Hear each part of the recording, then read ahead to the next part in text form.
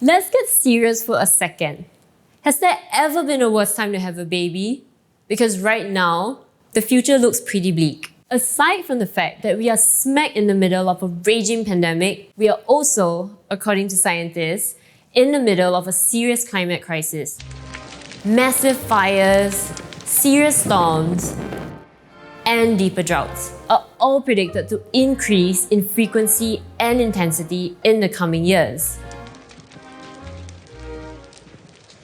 But despite all of this, and more, worst single day loss. Global number of cases surpassed 40 million, according to Johns Hopkins University. For many couples weathering the global pandemic, this year has been a boon for babies in India, Indonesia, and the Philippines. Early data shows that it's been socially distant on the streets, but not in the sheets. Here in Singapore, the baby boom has been more of a baby bust, concerning everyone from nosy parents to politicians. You can have longer-term threats which are not so easy to overcome. For example, population. Our birth rate is too low for our good. The Singapore government thinks it has a solution, a baby bonus. That's right, the Singaporean government wants to pay citizens to have babies, and if that isn't weird enough, then listen to this. Couples expecting a baby will get a one-off $3,000 grant to defray the cost of having a child. This comes after a survey showed that 3 in 10 people would delay their plans to get married or have children amid the pandemic. $3,000 is only the start. Even before the pandemic began, the government was offering up to 10,000 Singapore dollars to new parents. So this is 3,000 on top of that. So why is our government so baby crazy? 2 words: population decline. Singapore has one of the lowest birth rates in Asia, slightly better than South Korea, but behind Japan, a nation known for its lack of, well, sex. 僕みたいな人は結構やっぱりいますね。やっぱり女性を変な意味でなんか怖い存在じゃないですけど、特にあんまり必要に迫られたりとかはない。自分にとって必要なものだとはあまり思わないですね。To get a better understanding of this, let's take a look at 2 numbers. There's a globally recognized birth rate for what's called replacement level fertility.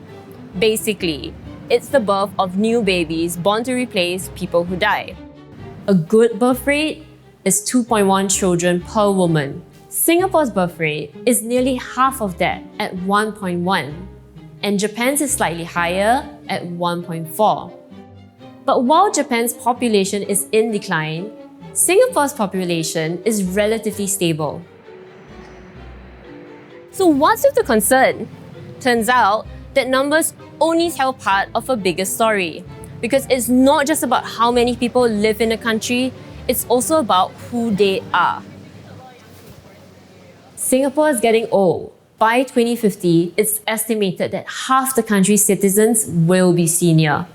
And again, compared to Japan, a country with the highest percentage of elderly residents in the world, the population will be a third senior citizens by 2050. But while some parts of Japan clearly look old, for the most part, Singapore still seems like a pretty young place. Why? Partly because Singapore is small. The entire island is about the size of Chicago, so population swings look more extreme when you only have 5.6 million people.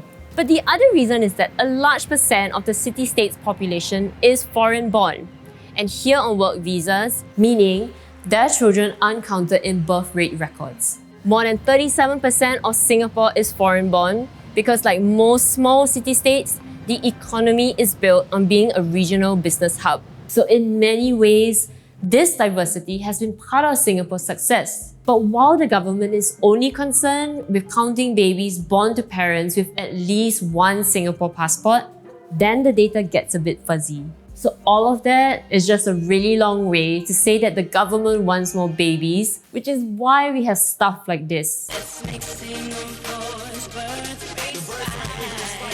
Singapore's population population, it needs some increasing. Forget waving flags, August 9th, we be freaking. Enough about the government. Why aren't Singaporeans having more babies? Any bonus is welcome, but looking at the percentage of how much it can really cushion the needs that parents are facing in terms of raising a baby, maybe it's not as much as they would need to have. But what's funny though is that they use the pandemic situation to actually encourage this. So it's a little bit ironic right now because I highly doubt people that's even bothered about this right now. How does it affect me as a working woman? You know, I would have to think about whether this delays my own career progressions. And after, if I were to have more than one child, you know, like how many times am I going to take maternity leave in the course of my career? It's going to be tough. You know, it's really tough without having kids. So it's going to be tougher if we want to start a family during this moment. Yeah. The pandemic didn't help. The global economy will likely contract by 5.2% according to early World Bank estimates. Advanced economies like Singapore are expected to be hit even harder. Pay cuts and job losses are looming for Singapore as COVID-19 continues to bite. Official estimates had earlier forecast gross domestic product to shrink between 1% and 4% this year. But economists now believe COVID-19's impact could put Singapore into a deeper recession. Singapore's economy shrank in the last 2 quarters and will probably contract by 5 and 7% by year end. So with concerns of a recession on people's lips, you can understand why some Singaporeans might think that having a baby right now will be a bit of a disaster.